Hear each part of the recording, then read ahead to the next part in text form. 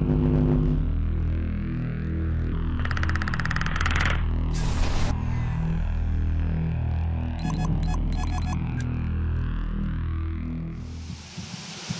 حضرة النبي محمد صلى الله عليه وسلم وإلى علامة الحبيب عبد الله الشاطري وإلى علامة الحبيب حسن بن عبد الله الشاطري وإلى العلامة الحبيب سالم بن عبد الله الشاطري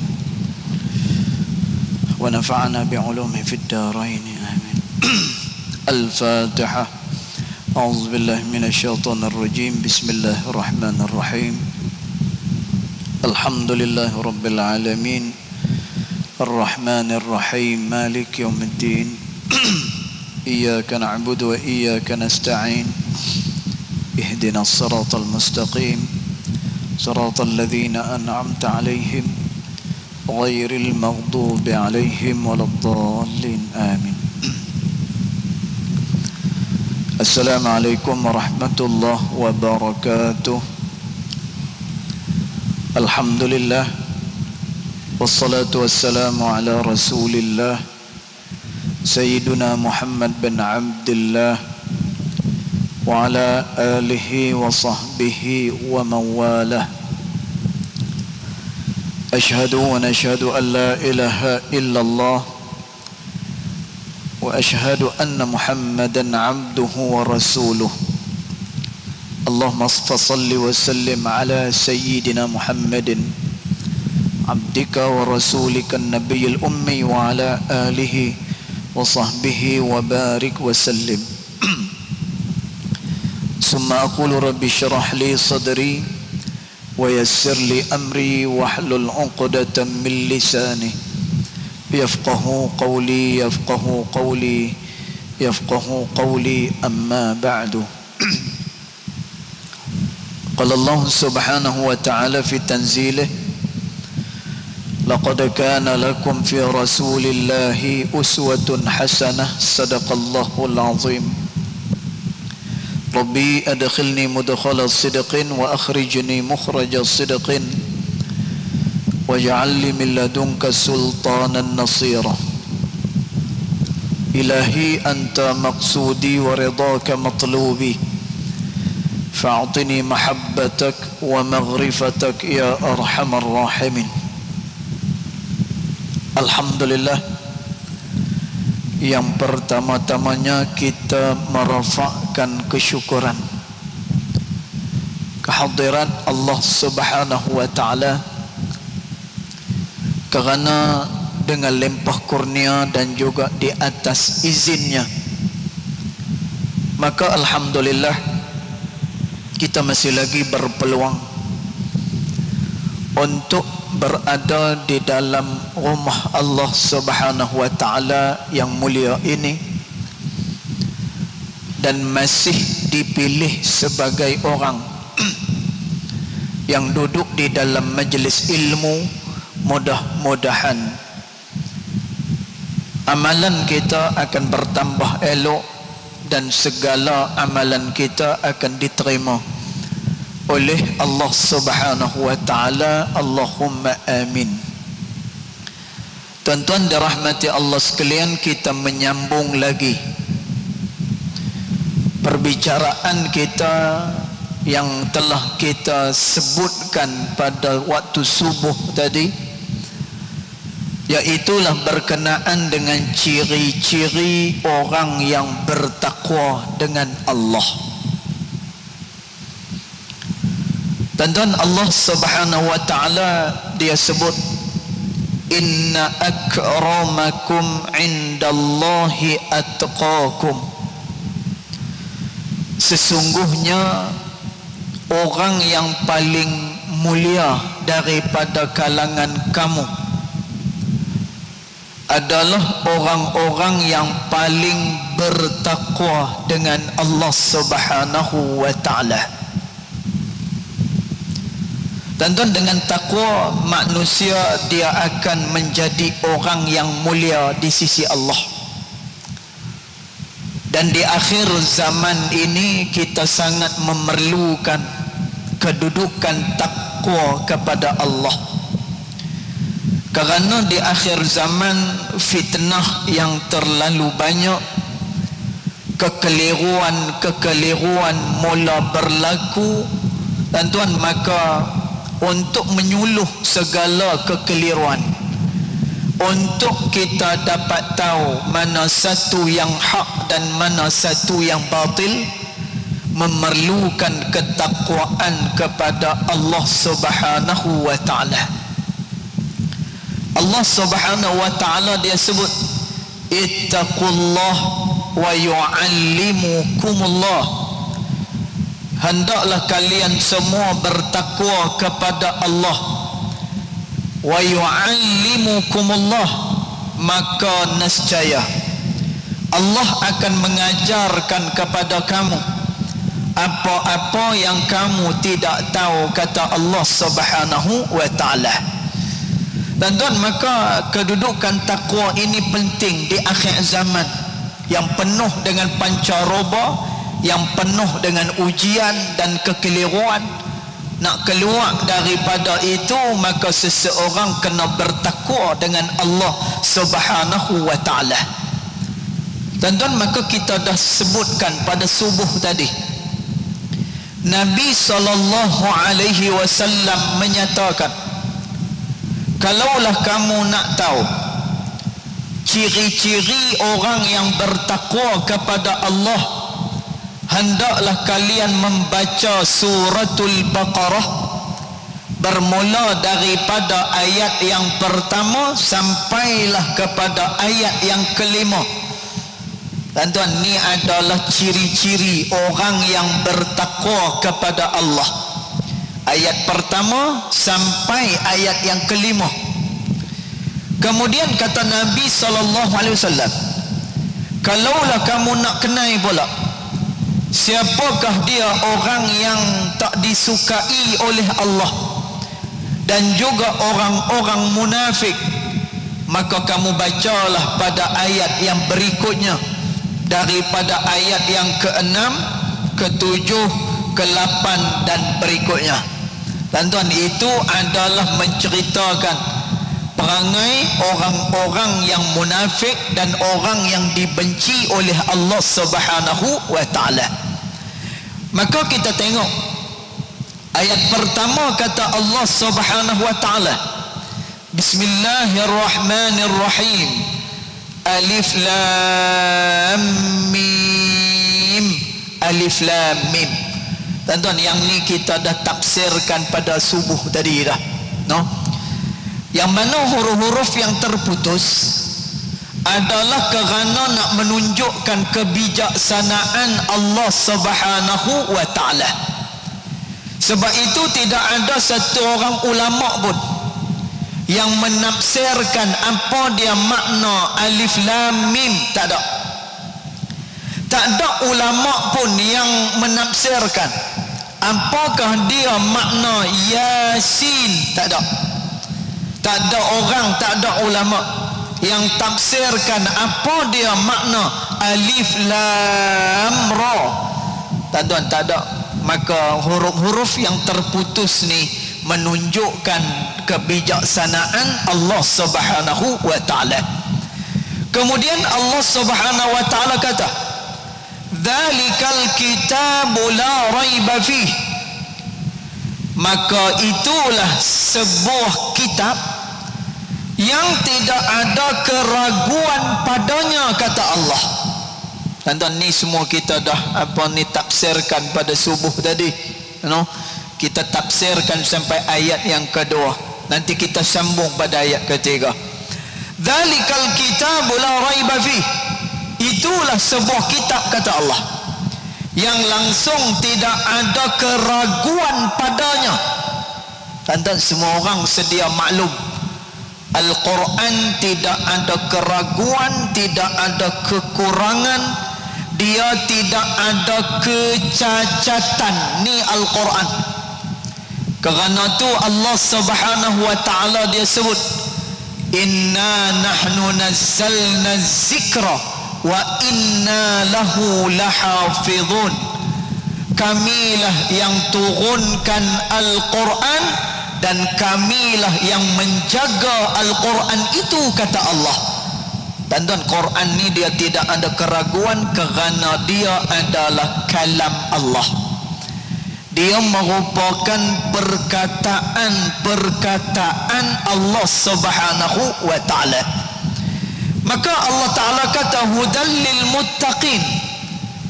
Kitab yang kami turunkan itu, dia menjadi petunjuk kepada orang-orang yang bertakwa dengan Allah. Tuan-tuan, setengah daripada ulama dia kata, siapa yang nakkan kedudukan takwa dengan Allah, maka panduan dia, manual dia adalah Al-Quranul Karim. Tuan-tuan, yang ni kita dah terang. Jadi sifat atau ciri pertama orang yang bertakwa dengan Allah, dia menjadikan Al-Quran itu sebagai panduan dia. Itu yang pertama. Kemudian ayat yang ketiga, alladzina yu'minuna bil ghaib. Dan orang yang bertakwa itu, dia beriman dengan perkara-perkara ghaib.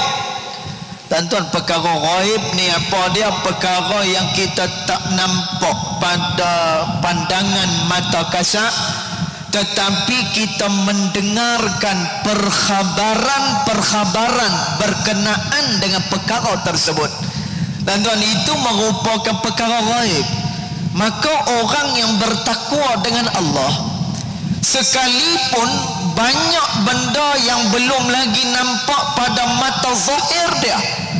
Tuan-tuan, Sayyidina Ali radhiyallahu anhu wa ardah, dia kata, i'malu, beramallah kamu di tempat yang bila kamu beramal tidak dibalas oleh Allah. Tuan-tuan, dekat mana tu amalan yang kita buat tapi tak dibalas oleh Allah? Iaitulah di atas muka bumi. Tadi tuan-tuan, tak saat ni kita salat apa ni, fardu Jumaat, kemudian dikatakan pula hari Jumaat adalah hari penghulu bagi segala hari. Hari Jumaat adalah hari yang diberikan kelebihan oleh Allah Subhanahu wa ta'ala.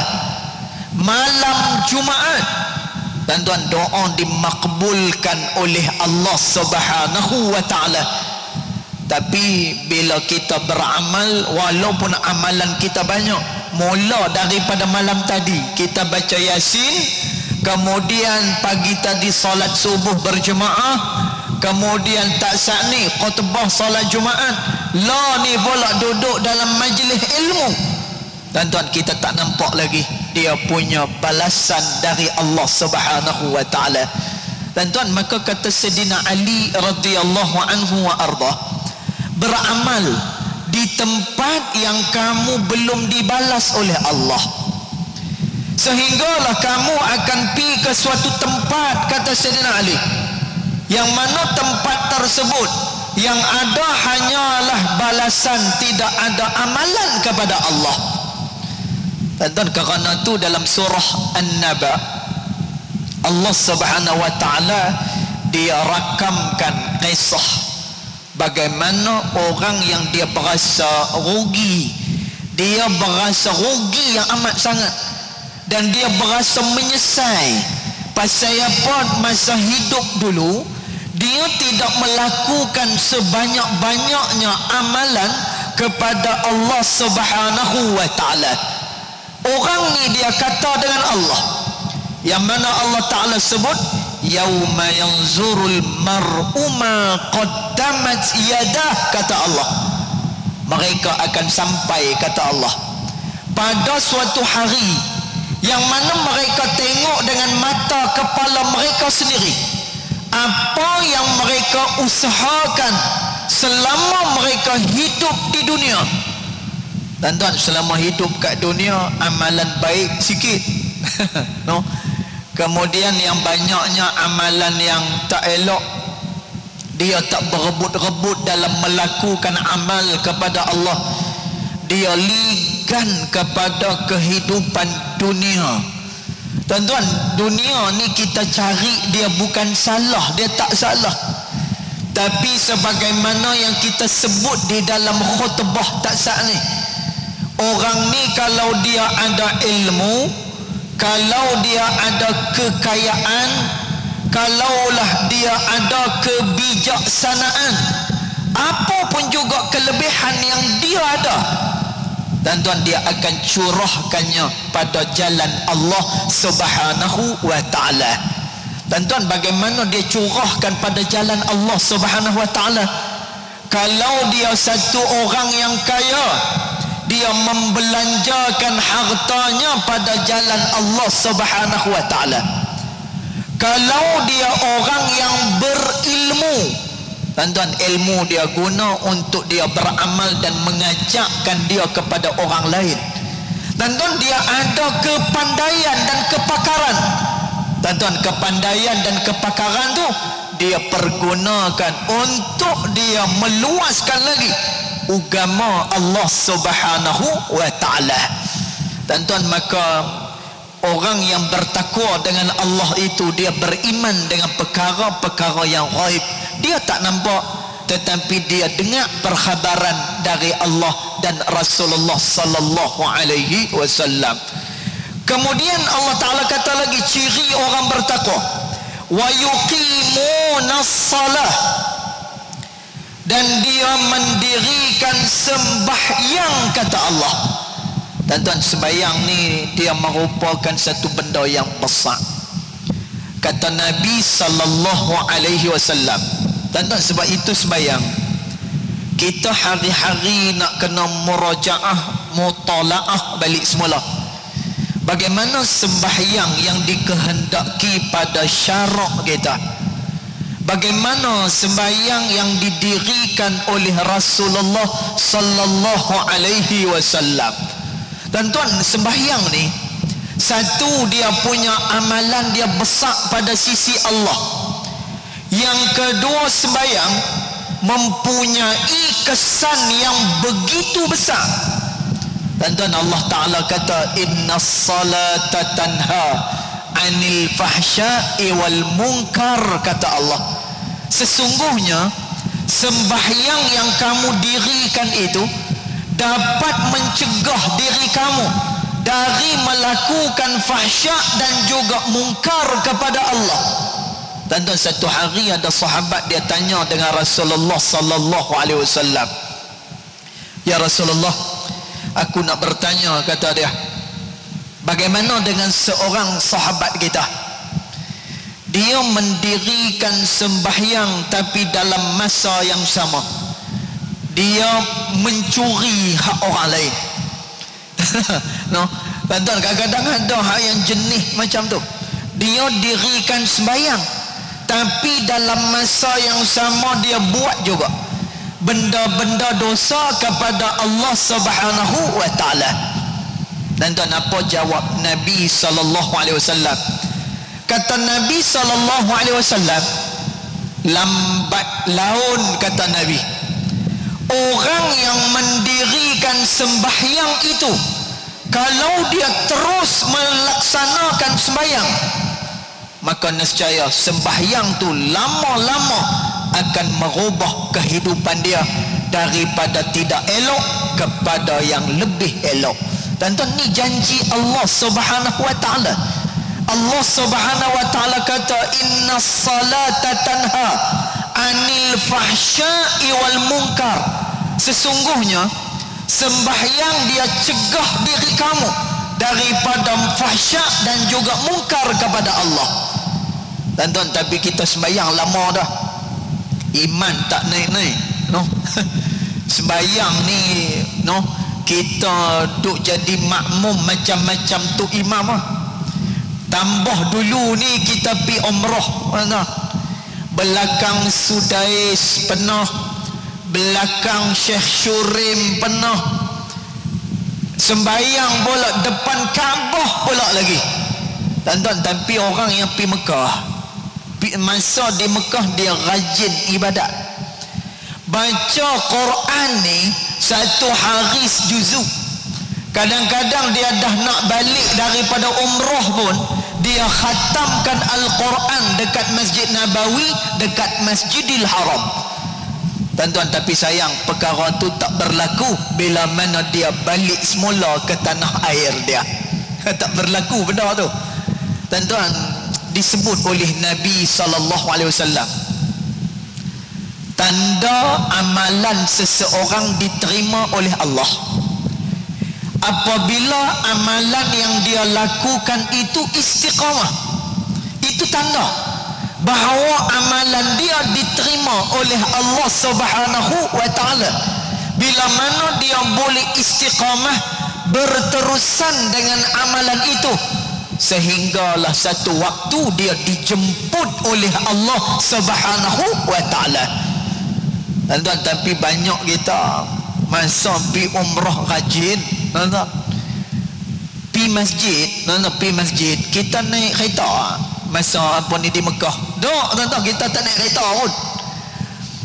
Tuan-tuan, masa kita nak pi Masjidil Haram, Masjid Nabawi ke, kadang-kadang hotel ni dia dia punya jarak dia jauh daripada masjid. Tapi tuan-tuan, Masya Allah, asak lagi 2 jam nak masuk dia pi lah. Subuh lagi 3 jam dah nak masuk, 3 jam lagi. Tuan-tuan, dia dah keluar hotel, dia dah pi masjid ya. Tuan-tuan, pasal apa tak berlaku dekat tanah air? Tuan-tuan, dia tak berpanjangan amalan tersebut. Maka pernah ditanya kepada Rasulullah, ya Rasulullah, apa tanda amalan seseorang diterima oleh Allah? Maka kata Nabi SAW, apabila amalan yang dilakukan itu istiqamah berterusan kepada Allah Subhanahu wa taala, maka orang yang bertakwa dengan Allah, wa yuqimuna shalah, dia mendirikan sembahyang. Tuan-tuan, tapi sembahyang dekat sini adalah sembahyang sebagaimana yang diajak oleh Nabi sallallahu alaihi wasallam. Kerana tu Nabi sallallahu alaihi wasallam sebut, sallu kama raaitumuni usalli. Kamu semua hendaklah dirikan sembahyang sebagaimana kamu semua tengok aku sembahyang, kata Nabi sallallahu alaihi wasallam. Tuan-tuan, banyak kitab-kitab, banyak karangan-karangan ulama yang menceritakan sunnah-sunnah yang berlaku di dalam sembahyang yang didirikan. Kemudian ciri orang yang bertakwa lagi, wa mimma razaqnahum yunfiqun, dan rezeki yang kami anugerahkan kepada mereka, kata Allah. Tuan-tuan, rezeki yang Tuhan beri kepada dia. Tuan-tuan, perbanyakkan istighfar kepada Allah, kerana istighfar dia melancarkan rezeki seseorang.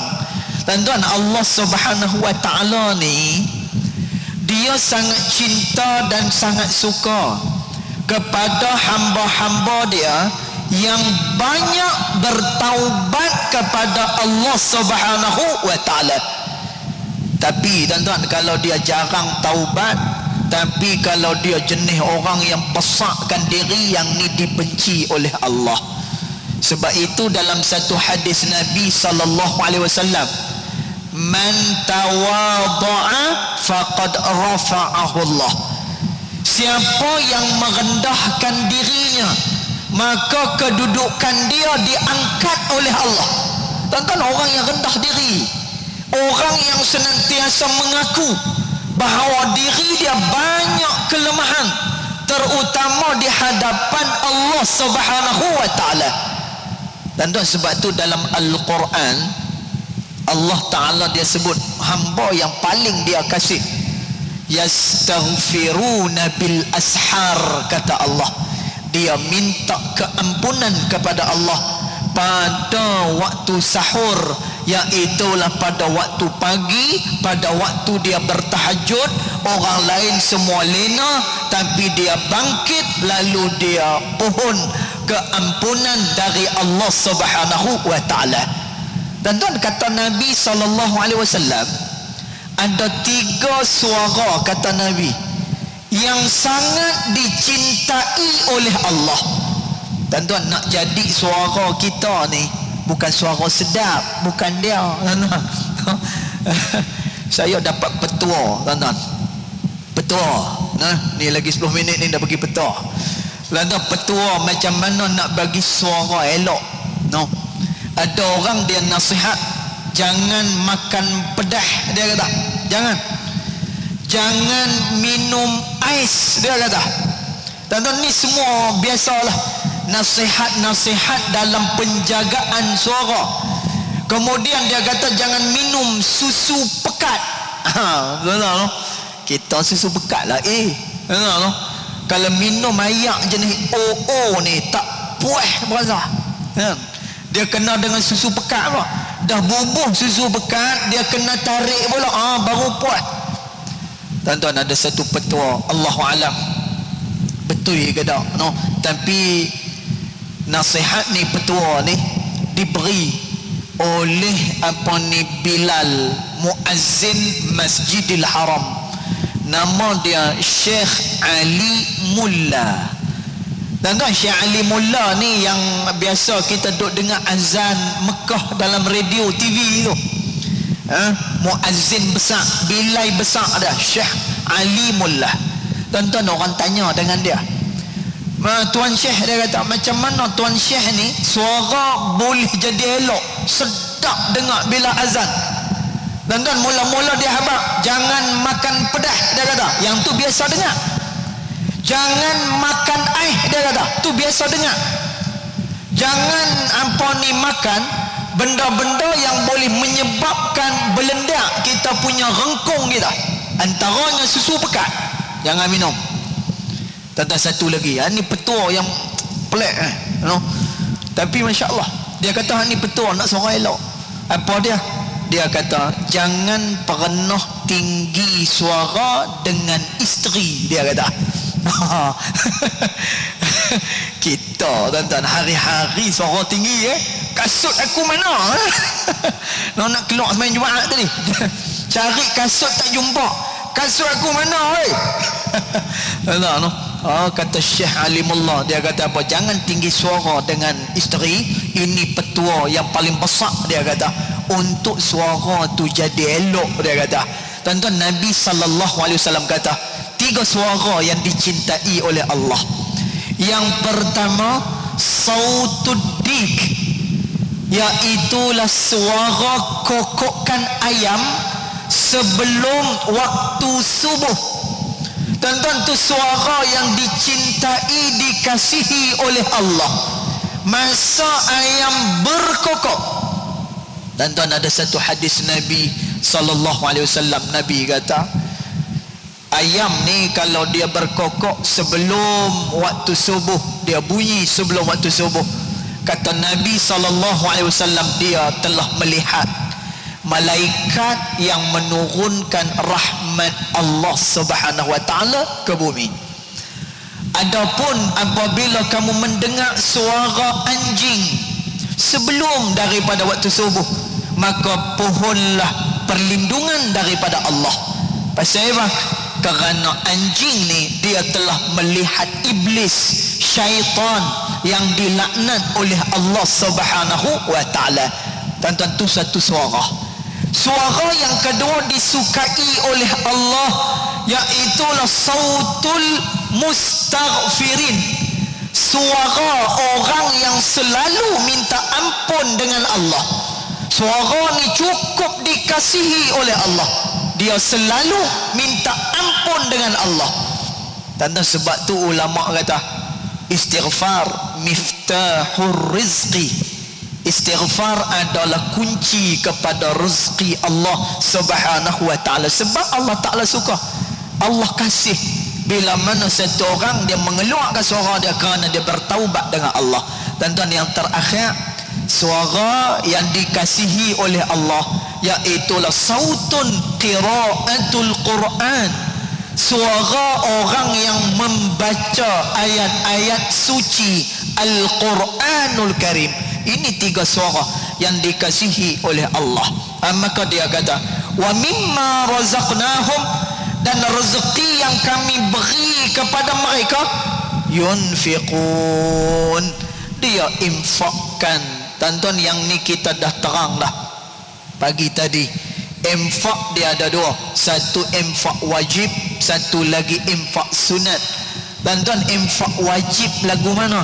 Zakat yang Allah Ta'ala wajibkan atas kita, yang tu nak kena perhati tuan-tuan. Sebab itu kata Nabi SAW, hafizu amwalakum bis sadaqah, kata Nabi, peliharalah harta yang ada pada kamu dengan bersedekah, kata Nabi SAW. Tuan-tuan, sedekah dekat sini dua makna. Pertama, zakat yang diwajibkan. Yang kedua, infak yang kita keluarkan kerana kerelaan hati kita sendiri, iaitulah infak yang sunat. Tuan-tuan, ni ciri orang yang bertakwa dengan Allah. Yang terakhir, walladzina yu'minuna bima unzila ilaik wa ma unzila min qablik wa bil akhirati hum yuqinun. Dan orang yang bertakwa itu, dia beriman dengan apa yang diturunkan kepada engkau, hei Muhammad, dan apa-apa yang diturunkan kepada yang sebelum kamu, dan dengan hari akhirat mereka itu yakin, kata Allah. Tentu tanda kita yakin dengan hari akhirat, atas dunia kita menjadi hamba kepada Allah Subhanahu wa Ta'ala, itu tanda bahawa kita yakin dengan hari pembalasan. Ulaika ala hudam min rabbihim. Maka orang yang bertakwa itu senantiasa dia berjalan atas petunjuk Allah. Tuan-tuan, tadi kita sebut di akhir zaman kita nak keluar dari kekeliruan, nak keluar daripada fitnah, cara dia kita melakukan ciri-ciri orang yang bertakwa dengan Allah. Allah Ta'ala kata, ulaika ala hudam min rabbihim. Orang yang bertakwa itu dia berjalan atas hidayat Allah Subhanahu wa Ta'ala, dan akhirnya Allah Ta'ala bagi kat dia apa? Wa ulaika humul muflihun. Mereka lah orang-orang yang berjaya, kata Allah. Dan dalam tafsir Jalalain dia kata apa? Berjaya dekat sini adalah kejayaan dunia. Tuan-tuan, atas dunia dia berjaya. Pasal apa? Kerana dia mengikuti jalan yang betul. Satu. Yang kedua, apa yang dia buat diberikan keberkatan oleh Allah Subhanahu wa Ta'ala. Maknanya dalam urusan sehari-hari dia, tuan-tuan, ada keberkatan dalam urusan tersebut. Tu yang pertama. Kemudian kata ulama lagi, dia berjaya di negeri akhirat. Sudah pasti, tuan-tuan, orang yang bila mana dia patuh dengan Allah, taat dengan Allah, dialah orang yang dilepaskan daripada azab neraka Allah Subhanahu wa Ta'ala. Jadi itulah dia, tuan-tuan, 5 ayat daripada suratul Baqarah berkenaan dengan ciri-ciri orang yang bertakwa dengan Allah. Kalau kita baca lagi ayat ke-6, 7, 8 dan berikutnya, yang tu ciri-ciri orang yang dibenci oleh Allah dan ciri-ciri orang yang munafik. Maka kita pohon pada Allah, mudah-mudahan kita semua tergolong dalam golongan muttaqin, iaitulah golongan orang yang bertakwa dengan Allah Subhanahu wa Ta'ala. Cukup dulu setakat tu. Yang baik datang dari Allah Subhanahu wa Ta'ala, yang tidak baik datang daripada kejahilan diri saya sendiri, walaupun hakikat kedua-duanya datang dari Allah Subhanahu wa Ta'ala. Bismillahirrahmanirrahim. Alhamdulillahirabbil alamin. Wassalatu wassalamu ala asyrafil anbiya wal mursalin wa ala alihi wa sahbihi ajma'in. Allahumma ighfir lana ma akhtana wa ma ta'ammudana wa ma asrarna wa ma a'lanna wa ma anta a'lamu bihi minna. Antal muqaddim wa antal muakhir, la ilaha illa anta subhanaka inna kunna minadh zalimin. Wa sallallahu ala sayyidina Muhammad wa ala alihi wa sahbihi wa baraka wa sallam.